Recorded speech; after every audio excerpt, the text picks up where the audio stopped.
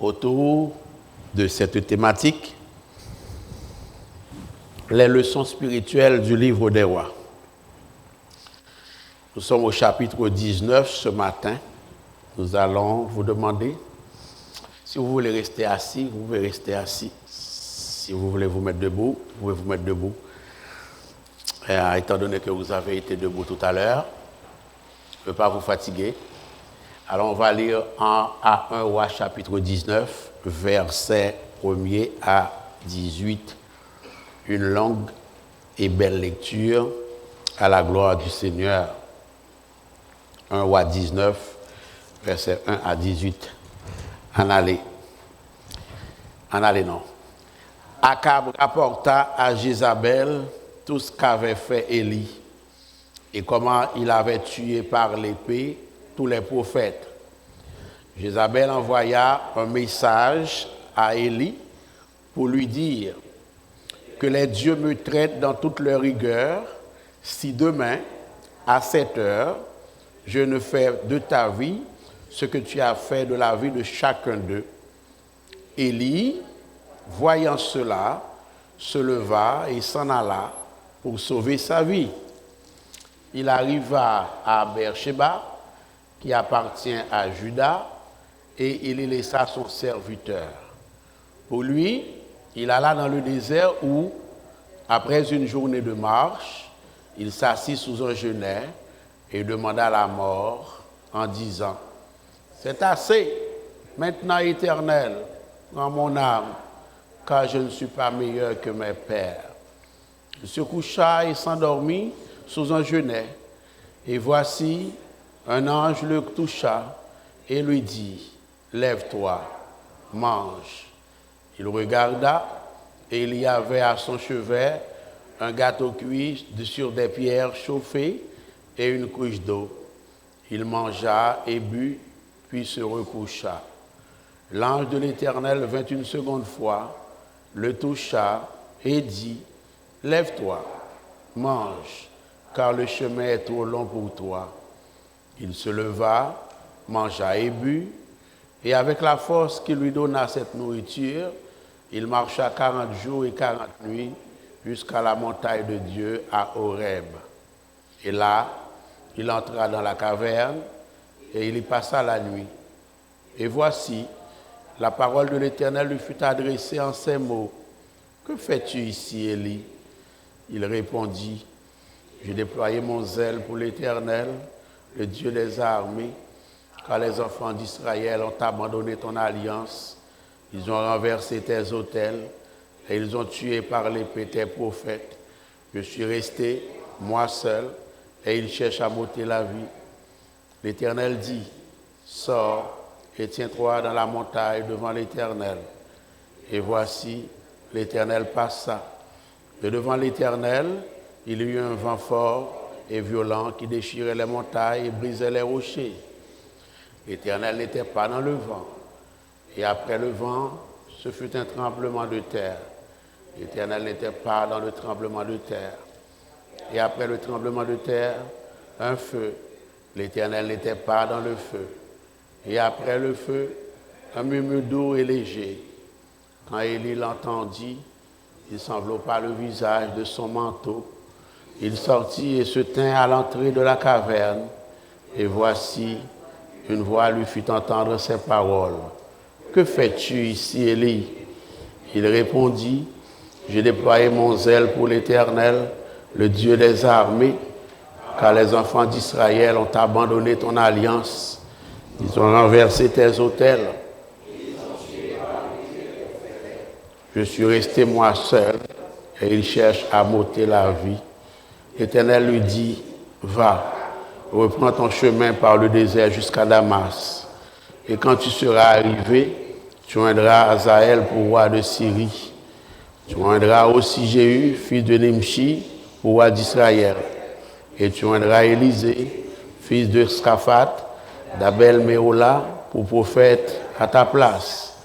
Et il arrivera que celui qui échappera à l'épée de Hazaël, Jéhu le fera mourir. Et celui qui échappera à l'épée de Jéhu, Élisée le fera mourir. Mais je laisserai en Israël 7000 hommes, tous ceux qui n'ont pas fléchi les genoux devant Baal et dont la bouche ne l'a point baisé. Dès le Seigneur bénit sa parole. Veuillez vous rasseoir, frères et sœurs, mes bien-aimés en Christ. Les leçons spirituelles du livre des rois. Gloire à notre Dieu. Nous sommes à quelques moments, frères et sœurs, de cette belle et grande victoire d'Élie sur les prophètes de Baal, sur le mont Carmel. Élie, à ce moment-là, était sans doute très heureux du dénouement des choses, de la façon dont les choses s'étaient terminées, du moins. Le feu du ciel était tombé. Le peuple de Dieu reconnut que c'est l'Éternel qui est Dieu. La pluie s'est remise à tomber. Et même le roi Akab, ne serait-ce que momentanément, apparemment, fut convaincu de la toute-puissance de Dieu. Ce fut un beau moment que le serviteur de l'Éternel venait de vivre, frères et sœurs. Alors, Élie pensait que ses problèmes étaient réglés, en ce sens que l'adoration du Seigneur serait chose faite dans tout Israël. Mais vous connaissez cette histoire. Les choses n'allaient pas si vite qu'Élie le pensait. Les choses n'allaient pas si vite qu'Élie l'espérait. Car dès le moment où Akab raconta à Jézabel, sa femme, ce qui venait de se passer au mont Carmel, la victoire du Seigneur sur Baal, la mort des 450 prophètes de Baal, Jézabel se mit en colère et promit de tuer Élie coûte que coûte. Versets 1 à 2, frères et sœurs. Que les dieux me traitent dans toute leur rigueur, si demain, à cette heure, je ne fais de ta vie ce que tu as fait de la vie de chacun d'eux, c'est-à-dire de la vie de chacun des prophètes de Baal. Elle ne bluffe pas, elle dit vrai, puisqu'elle a déjà éliminé plusieurs prophètes de l'Éternel. Alors, on comprend que devant les menaces de Jézabel, déterminée à lui enlever la vie, Élie décida de s'enfuir pour sauver sa vie. Il alla dans le désert, verset 3. Et après avoir marché toute la journée dans le désert, Élie, épuisé, cria au Seigneur, au verset 4, « Prends ma vie. » Élie jugea que sa vie n'avait plus de sens. Élie jugea que sa vie n'avait plus de raison d'être. Élie était découragé. Il avait espéré que sa victoire sur la montagne de Carmel aurait amené un renouveau spirituel en Israël, mais en réalité, ce n'est pas ce qui est arrivé. Au contraire, Jézabel voulait le punir pour ce qui s'est passé justement au mont Carmel. Éternel, prends mon âme, versets 4 à 5, mais je vous lis un fragment. Éternel, prends mon âme, car je ne suis pas meilleur que mes pères.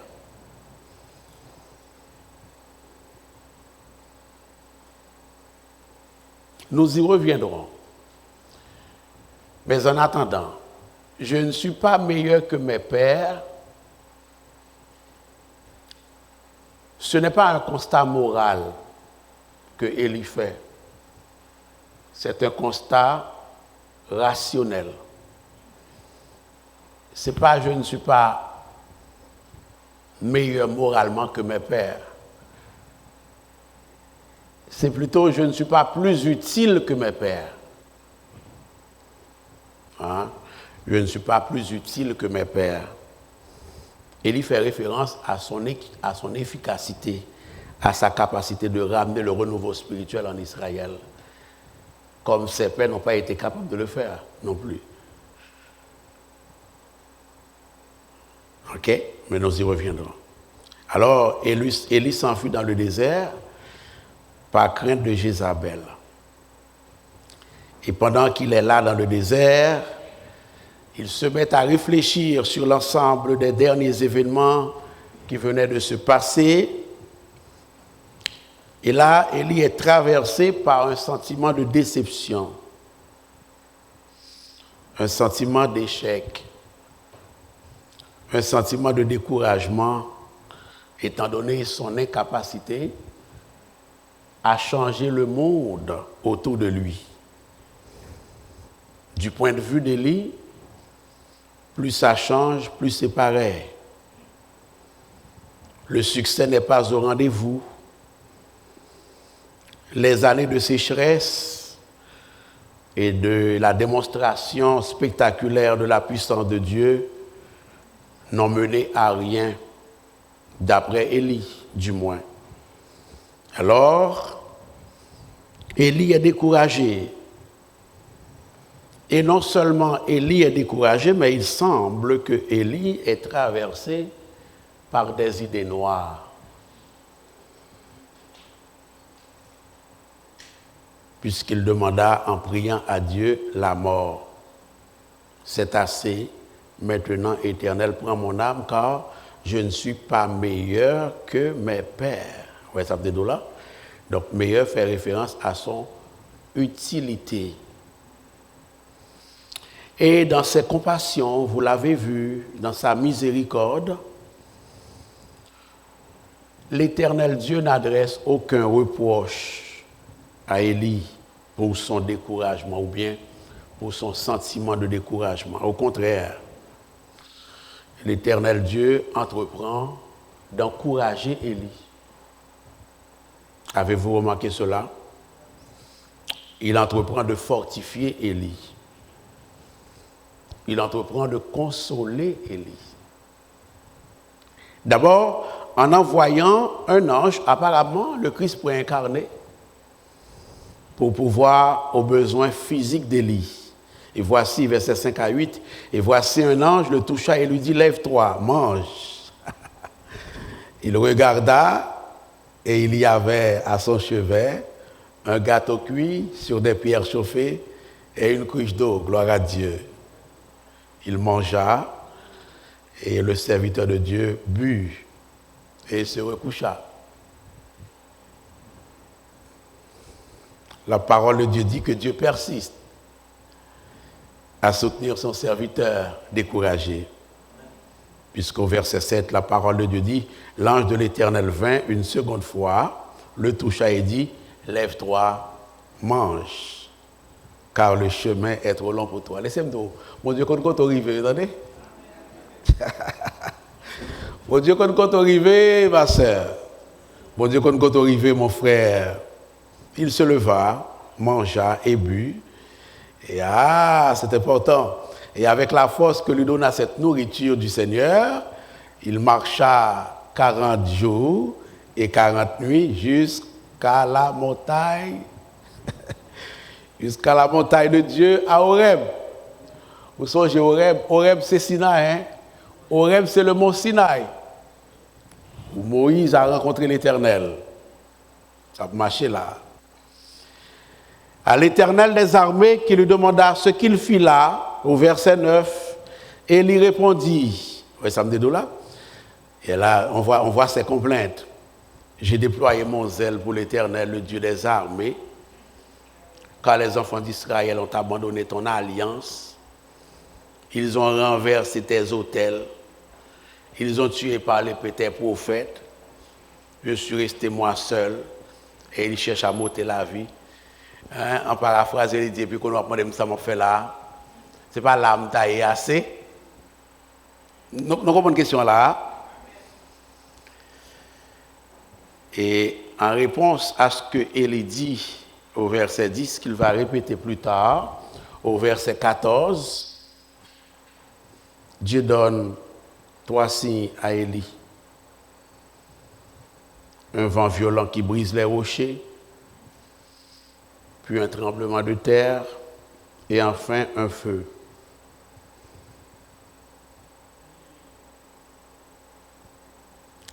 Et Dieu donne à Élie de nouvelles instructions au verset 15 à 17, à savoir qu'Élie doit aller au nord d'Israël, oindre Hazaël. Ça ne se fait pas souvent, c'est la première fois qu'on voit ça dans l'Écriture.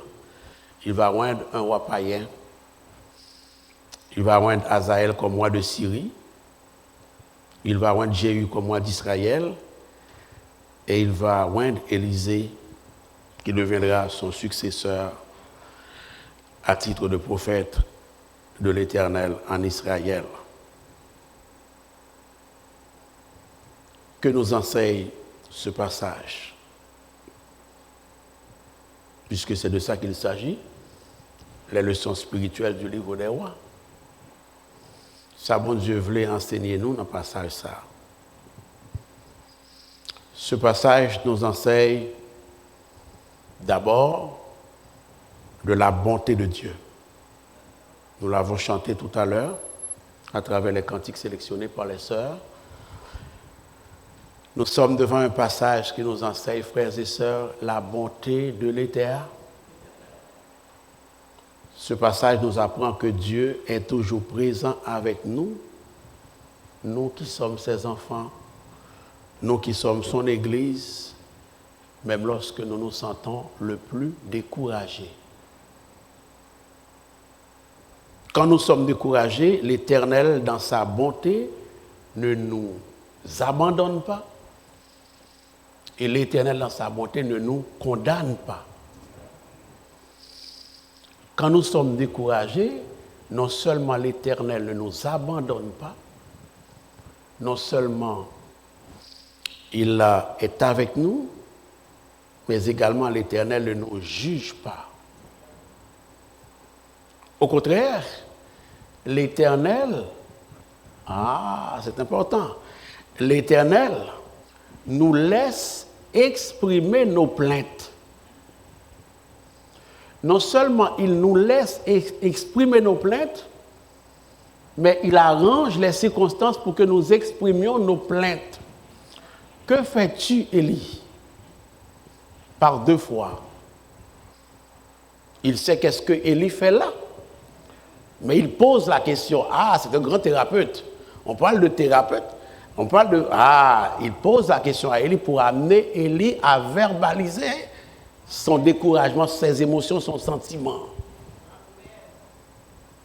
Notre Dieu est un Dieu d'empathie. Notre Dieu est un Dieu empathique.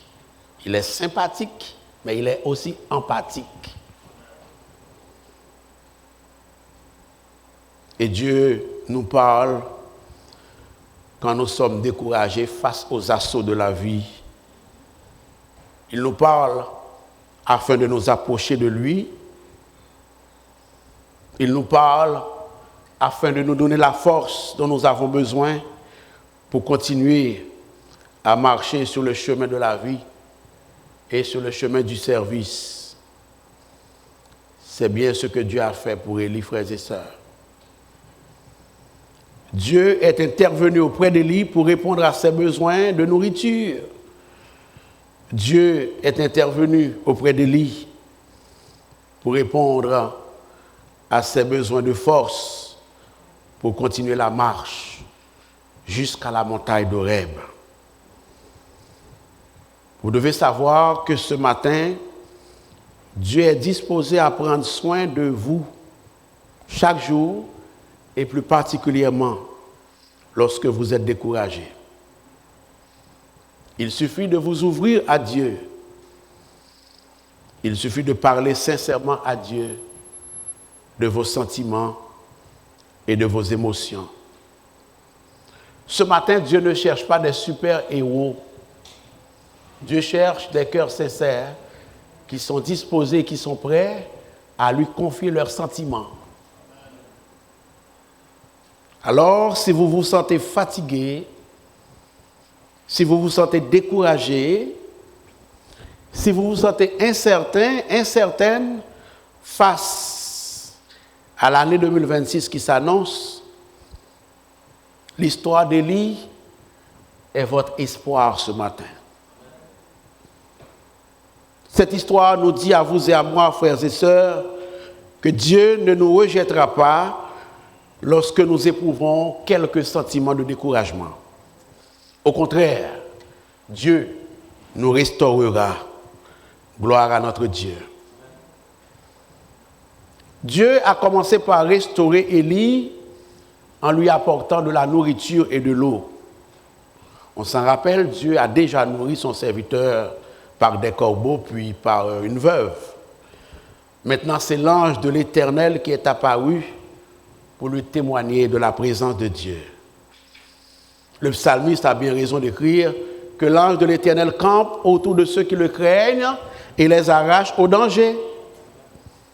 Il se coucha et s'endormit sous un genêt, et voici, un ange le toucha et lui dit, « Lève-toi et mange. » Savez-vous comment on appelle cela en théologie? On appelle cela la restauration de la grâce. La restauration de la grâce par la présence de Dieu, frères et sœurs, c'est une bénédiction de Dieu, tant pour notre corps que pour notre esprit. Écoutez-moi bien ce matin.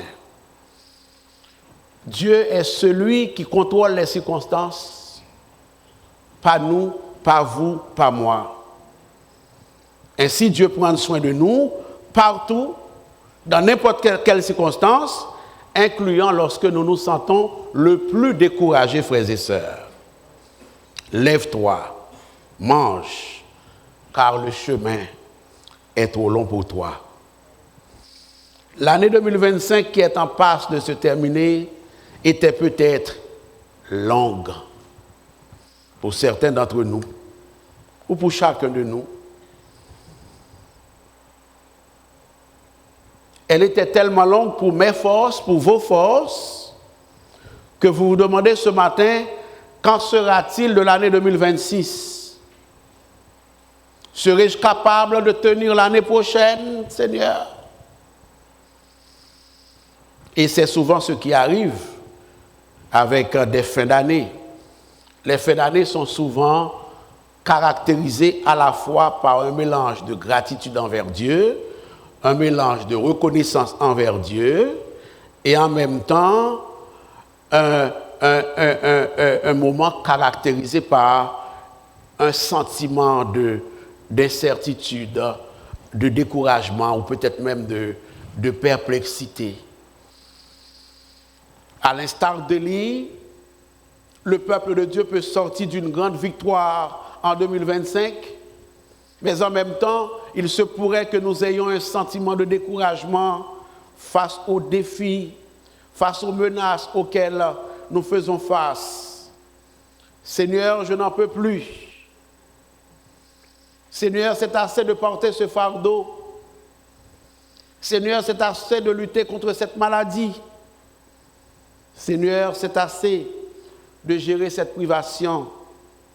Seigneur, c'est assez de supporter telle ou telle situation. Nommez-les. Si telle est votre situation, Dieu te dit, oui, tu auras la force de tenir bon et d'avancer. Tu auras la force de tenir bon et d'avancer non seulement pour le restant de l'année 2025, jusqu'au 31 décembre à minuit, mais également tu auras la force d'avancer et l'année prochaine, au-delà de l'année prochaine, parce que Dieu sera toujours avec toi tous les jours, comme il a été avec Élie. Il suffira pour vous et moi de continuer de collaborer avec Dieu. Il suffira pour vous et moi de continuer de rester collés sur Dieu. Il suffira pour vous et moi de continuer à dire à Dieu nos sentiments dans une attitude de confiance, dans une attitude d'ouverture, dans une attitude de sincérité de cœur, comme Élie l'a tellement bien fait, frères et sœurs. Élie ne s'est pas gêné de faire connaître son sentiment à Dieu. Que le Seigneur nous en fasse la grâce de lui partager nos sentiments. Non seulement ce passage est là pour nous donner des enseignements sur la bonté du Seigneur, mais également ce passage est là pour nous instruire quant à la fidélité du Seigneur. Versets 11 à 18. Mais nous allons seulement lire quelques versets de 11 à 18, ok? N'oubliez pas. Et voici l'Éternel passa, et devant l'Éternel, il y eut un vent fort et violent qui déchirait les montagnes et brisait les rochers. L'Éternel n'était pas dans le vent. Et après le vent, ce fut un tremblement de terre. L'Éternel n'était pas dans le tremblement de terre. Après le tremblement de terre, un feu. L'Éternel n'était pas dans le feu. Et après le feu, un murmure doux et léger. L'Éternel était dans le murmure doux et léger. Élie le savait. Incidemment, quand Élie l'entendit, il s'enveloppa le visage. Il comprenait de quoi Dieu lui parlait, comment Dieu parlait. Il comprenait le langage utilisé par Dieu. Il s'enveloppa le visage de son manteau, il sortit et se tait à l'entrée de la caverne. Ce passage nous parle de la fidélité de Dieu de deux façons, frères et sœurs. Dieu affirme sa fidélité de façon implicite. D'abord, Dieu connaît le problème d'Élie. Ou même qui chita là, aucun problème, Élie. Élie a répété son problème 2 fois et demi. 2 fois et demi. Ou quand ça passe à les 2 fois et demi, c'est là, il dit dans verset 10 là, j'ai déployé mon zèle, etc. Et il va le redire ça au verset 14 là, j'ai déployé mon zèle pour l'Éternel, le Dieu des armées, car les enfants d'Israël, etc. Ça fait 2 fois. Demi, c'est là, il dit, c'est assez, maintenant Éternel, au verset 4, prends mon âme, car je ne suis pas meilleur que mes. Élie dit ça, le souffrit, qui maladie le souffrit, 2 fois et demi dans ce passage. Ok, donc Dieu, qu'on problème non. Dieu connaît ça, Élie gagne. Et même si Élie pas dit, bon Dieu t'a connaît puisque mon Dieu est omniscient. Est-ce qu'on est là? Le problème de Élie, je le rappelle, pas oublier, ça me dit le problème non. Le problème d'Élie, c'est que il a travaillé trop dur pour Dieu, mais que selon lui, ses efforts ne sont pas récompensés. On s'en rappelle? Rien oublié. Mais c'est ça le problème d'Élie. Il dit, il n'est pas caché. Et donc, Élie vit un sentiment d'échec. Mais est-ce que vous comprenez ce qui s'est passé? D'après lui, le peuple ne se détourne pas plus de leur mauvaise voie, son ministère n'est pas reconnu, et comme si tout cela n'était pas suffisant, Jézabel maintenant menace de l'exécuter impunément, un peu comme Habakkuk. Et ce qui est plus grave encore, aux yeux d'Élie, c'est que Dieu ne fait rien. Pourquoi comprendre ce qui s'est passé là? Alors, Dieu entreprend un travail d'éducation spirituelle auprès de son serviteur par amour. Dieu commence par dire à Élie que ce n'est pas parce que tu ne me vois pas que je ne suis pas à l'œuvre. Mais espérons comment ça va passer là. Je suis dans ta situation et je suis dans la situation de ton peuple. Élie, ce n'est pas parce que tu ne me vois pas agir que je ne suis pas en train d'agir. Ce n'est pas parce que tu ne vois pas ma main que je ne suis pas à l'œuvre. Dieu fait cette affirmation de sa fidélité. Ah, Dieu dit, Élie, tu es en train de dire que je ne suis pas si fidèle que tu le croyais. Ah bien, je suis fidèle. Et pour faire cette affirmation de sa fidélité, Dieu utilise le langage des éléments naturels. Dieu utilise le langage des éléments de la nature. Ce que Élie a compris très très bien, puisque Élie compte Bible, Dieu a déjà parlé comme cela avec Moïse, sous même montagne Horeb là. Est-ce qu'on est là? Élie comprend le langage de Dieu. Il connaît Exode 19, où Dieu a parlé comme cela. L'Éternel n'était pas dans le vent. Et après le vent, ce fut un tremblement de terre. L'Éternel n'était pas dans le tremblement, et ainsi de suite. Le vent, le feu, le tremblement de terre, ce sont des symboles de justice et de jugement. On est là? Dieu est en train de dire à Élie, en paraphrase, tu veux que je juge maintenant, mais moi, ce n'est pas ce que je veux faire maintenant. Vous suivez?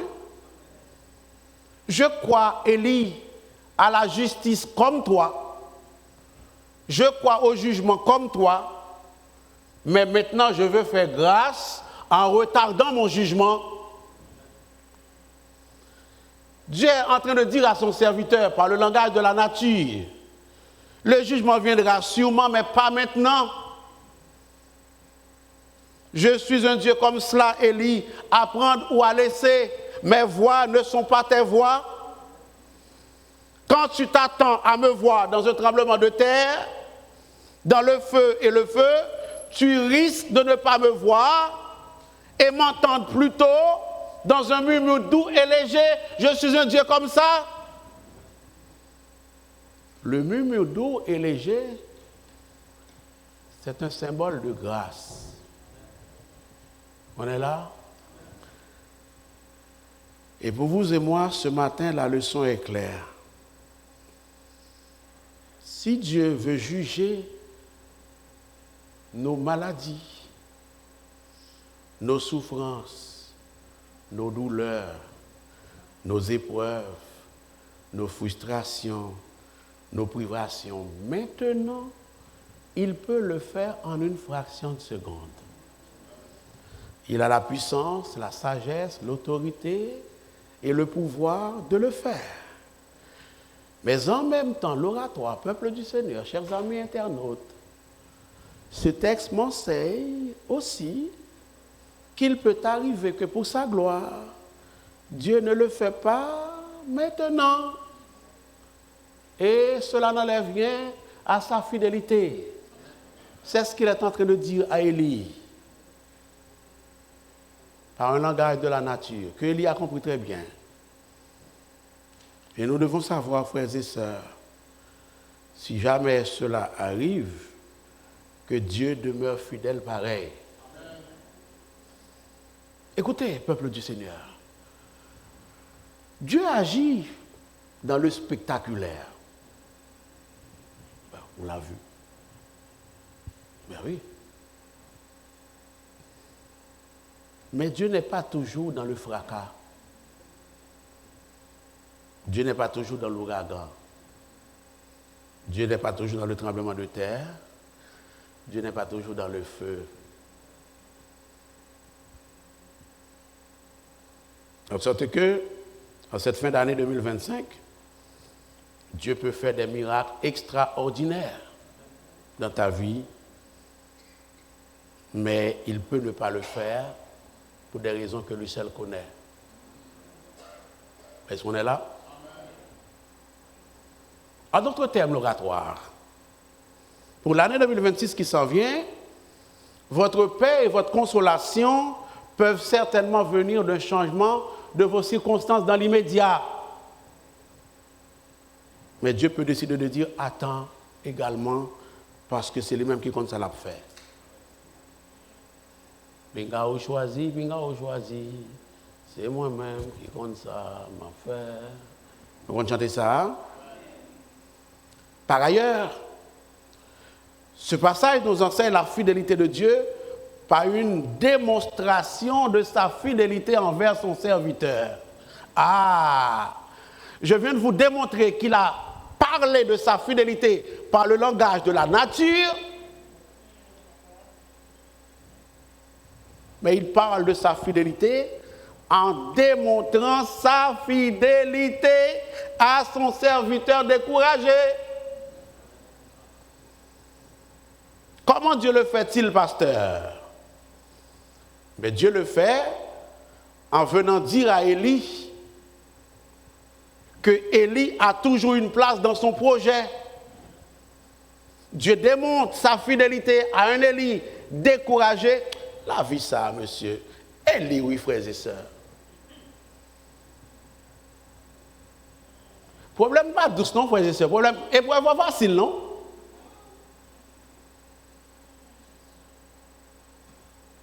L'homme qui a fermé le ciel et qui l'a ouvert.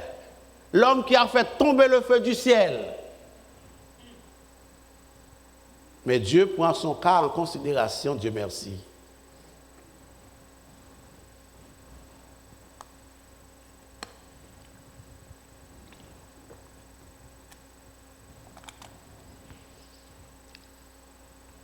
Dieu va dire à Élie, écoutez, tu as toujours une place dans mon projet. Tu as toujours une place dans mes plans. Même si tu es découragé, même si tu t'apitoies sur ton sort, j'ai besoin de continuer d'avancer avec toi. C'est pas une bonne nouvelle? Dieu dit à son serviteur, tu as toujours une place dans mon cœur. Malgré ton découragement ou bien ton sentiment de découragement. Versets 15 à 18. Verset 15 à 18. Maintenant, l'Éternel lui dit, mais qui côté pasteur Abraham, va, reprends ton chemin par le désert jusqu'à Damas. Et quand tu seras arrivé, tu viendras à Hazaël pour roi de Syrie.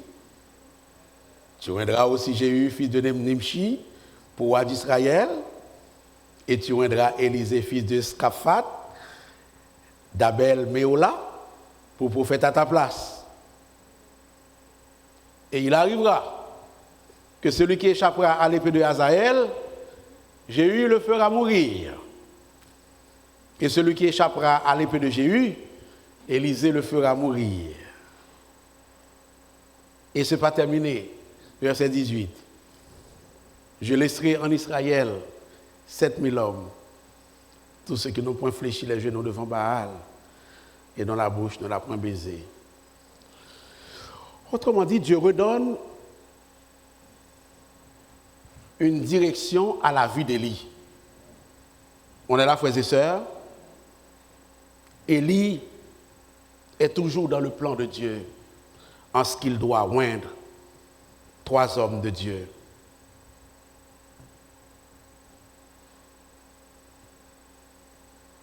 Je vous le dis, Dieu est fidèle. Élie pensait que Dieu était trop lent. Il pensait que Dieu était indifférent. Il pensait que Dieu était absent. Mais Dieu dit à Élie qu'il se trompe. Au contraire, Dieu lui dit, j'ai un plan. J'ai un plan. J'agis. Élie ne pouvait pas comprendre l'action de Dieu. Dieu dit à Élie que le jugement se fera, mais non pas par toi. Hazaël le Syrien commencera le jugement, Jéhu l'Israélite le poursuivra, et Élisée le prophète achèvera le jugement. Je ne suis pas indifférent, je ne suis pas infidèle comme tu le penses, Élie. Écoutez, frères et sœurs, tandis que j'achève, votre histoire ne s'arrête pas à décembre 2025. Vous entendez ça, Joe? Votre histoire, en tant que famille, en tant qu'individu, en tant qu'église, votre histoire ne s'arrête pas en 2025, ok? Élie pensait que c'était terminé de son histoire, non? Et Dieu est venu le renouveler sa fidélité. Le fait qu'il a un plan, le fait qu'il agit, le fait qu'il est présent. Il y a encore beaucoup de belles pages de l'histoire de ta vie que Dieu va écrire.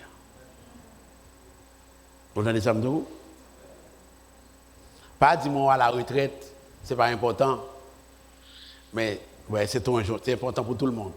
Dieu a encore de belles pages d'histoire à écrire dans ta vie. Chacun en ce qui le concerne. Soit comme jeune homme, soit comme jeune femme, soit comme famille, soit comme retraité. C'est pas vrai? Ah, tant qu'il y a la vie, on espérait mettre un chapeau, non? Dieu a encore des onctions à déverser sur toi. Dieu a encore des projets pour toi. Dieu a encore des projets pour ta carrière. Dieu a encore des projets pour ton ministère. Dieu a encore des projets pour ta vie spirituelle. Dieu a encore des projets pour ton église et ta famille. Dieu a encore des projets, des plans pour ta santé dans le nom de Jésus. Et Dieu de dire à son serviteur, je laisserai dans Israël 7000 hommes qui n'ont pas fléchi les genoux devant Baal. En d'autres termes, Élie, tu n'es pas seul comme tu le penses. Ah, dans le visible, ça se peut que tu sois seul. Mais en réalité, tu n'es pas seul. Il y a des bagailles qui dépassent, qu'on ne peut pas même comprendre. Frères et sœurs, chacun de vous, vous n'êtes pas seul. Vous n'êtes pas seul. D'abord, l'oratoire est un corps. Vous n'êtes pas seul. Mais le Père, le Fils et le Saint-Esprit est avec toi. Et alors, vous n'êtes pas seul. En 2026, nous avançons ensemble par la grâce du Seigneur et main dans la main avec le Seigneur. Le croyez-vous? Dieu a des ressources et des alliés que tu n'as pas encore vus. Alors, oublie les Jézabel d'aujourd'hui. Dieu s'en occupe. Oublie les Jézabel de la maladie, de la frustration, de la déception. Oublie ces Jézabel au niveau des finances. Dieu a un plan bien rodé pour toi.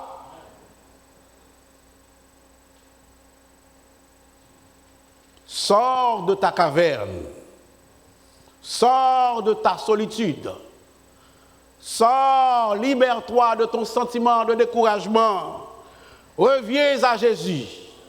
Reviens à l'Église. Reviens à la communion fraternelle. Ne t'enfuis pas dans le désert. Ne t'isole pas. Ne te coupe pas de tes relations avec Dieu et avec l'Église, car Dieu est fidèle. Il prendra soin de toi comme il l'a toujours fait. Dieu va continuer à marcher avec toi à l'Église du Seigneur, famille du Seigneur. Et toi, tu vas continuer à travailler pour Dieu.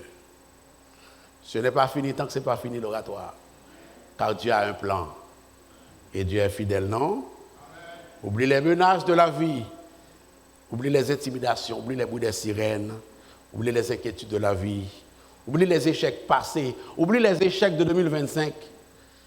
Tu as traîné peut-être en 2025 des échecs de 2024, de 2023. Oublie-les, car Dieu va faire une chose nouvelle dans ta vie. Car il est fidèle.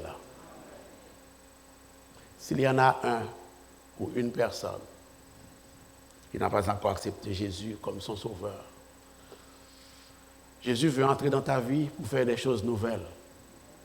Il n'attend que toi. Il n'attend que toi. On raconte l'histoire, je termine avec ça, ok, bon, mais on raconte l'histoire, on parle de l'importance de Jésus. On raconte l'histoire d'un grand spécialiste, un grand ophtalmologue autrichien. Il venait de Vienne, la capitale d'Autriche, aux États-Unis, pour traiter des malades. Parce que le problème de la cécité faisait rage aux États-Unis. Je ne me rappelle pas la ville en particulier. Et cet expert, professeur d'université de son État, a été fait chercher pour donner un coup de main avec ce genre de problème, ce genre d'épidémie qu'il y avait dans cette ville. Il est arrivé, il était sur place, il s'apprêtait à commencer à travailler le lendemain. Il est allé prendre une marche. C'est fini, j'ai fini. Il est allé prendre une petite marche dans le coin, autour du parc, sur le parc. Quand tout à coup, une fine pluie s'est mise à tomber. La pluie commence à tomber.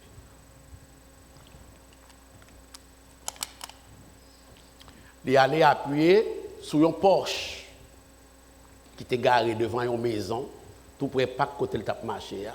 Je vais le dire en français après. Il a appuyé, il prend un petit abri sous Porsche là. Mettre Porsche là sorti, il voit quelqu'un qui est entré dans l'entrée dans l'entrée garage. Il sorti, il dit, ça fait là. Et puis, vous connaissez, professeur d'université, elle va habiller, elle va marcher, elle va relaxer. Il dit, ça fait là. Il dit, c'est un petit marche m'a fait, et puis la pluie a commencé à tomber, et puis il vient abriter sous côté Porsche là. Porsche, son pour machine pour. Il dit, non, on ne peut pas prendre mon là. Allez-vous-en. Et le monsieur s'en est allé. Mais cette femme-là, cette femme riche, quant à elle, il a un petit frappé de cécité tout. Lui-même, tout le temps relé dans la clinique là, côté spécialiste là, t'as bien œuvrier, il a rendez-vous pour demain, oui. Vous avez dit ça là? Petite parle frappé de cécité. Il a rendez-vous, il prend rendez-vous déjà dans la clinique, côté spécialiste, ça va l'intervenir, pas le temps, tout le monde qui venir, oui. Et puis, demain matin, le rendez-vous levé. Ok, spécialiste a dit, ok, je m'excuse, madame. Là, allez. Bon, par contre, côté là, le mettre lit après, mais assurément, la pluie finit de tomber, l'aller dans l'hôtel lit, et puis, pour aller travailler demain matin. Parce que c'est pour mission Salvini.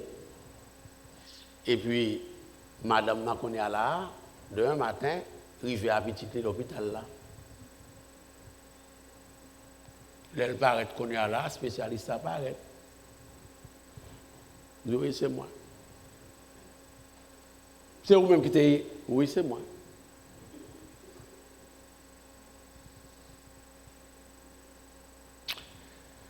En lisant cette histoire, pourquoi ça me dit tête moi? Au jour de Christ, ça a privé un peu le monde qui est incrédule.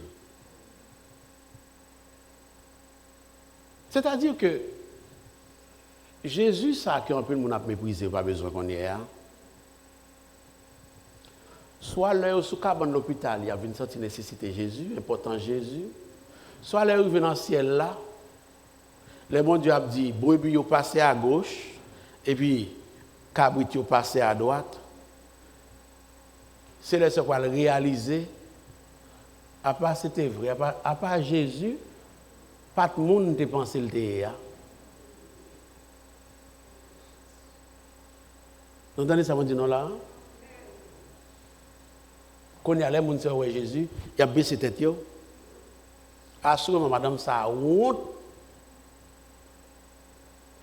Écoutez, Le but de Jésus pour la vie par moi, la vie par vous, ce n'est pas que nous gagnons quoi que ce soit à rougir. C'est que nous soyons tout le temps dans la fierté avec lui. Donc, n'attendons pas que nous venions rencontrer le face à face. Saisissons-le pour ceux qui ne l'ont pas encore dès maintenant. Le spécialiste qu'on a fait chercher est allé s'abriter à l'abri d'une voiture de luxe, une Porsche. Et le propriétaire est sorti, lui a demandé que fais-tu là. Il lui a dit qu'est-ce qu'il fait là. Il lui dit allez-vous-en. Mais madame a déjà appris à la clinique où il allait intervenir. Et arrivé demain matin, c'est lui qui était là. C'est le spécialiste qu'il a vu là-bas. Et le spécialiste lui a dit mais c'était moi. C'est vous que j'avais. Oui, c'était moi. Et il l'a servi quand même. Mais on comprend que la madame était gênée. Il n'a souhaité que ça arrive à pièce monde. Il n'aurait pas souhaité à ce que ça arrive à personne qui n'a pas Jésus comme sauveur. Bonne fin d'année 2026. On vous attend mercredi pour la grande célébration. Sois bénis.